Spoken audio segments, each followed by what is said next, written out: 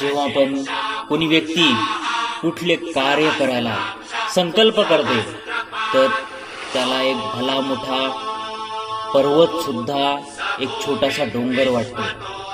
मग त्या व्यक्तीला कुठले संकट त्या मार्गात अडवू शकत ना कोणी रोखू शकत. जसे एक छोटेसे नदीचे पात्र संकल्प करते तेव्हा ते मोठ्यातल्या मोठ्या पहाडाला दुभंगून चिरून त्याची छाती फाडून पार करते.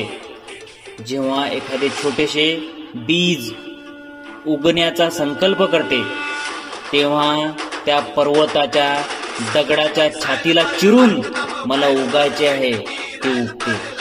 तसेच मानवाच्या शरीरात असंख्य अशा महान शक्ती आहेत आणि या सर्व महान शक्तीमध्ये एक मोठी शक्ती आहे ती म्हणजे दृढ संकल्प शक्ती. ही दृढ संकल्प शक्ती अशक्यलाही शक्य करू शकते, अशक्य ही शक्य करू शकते.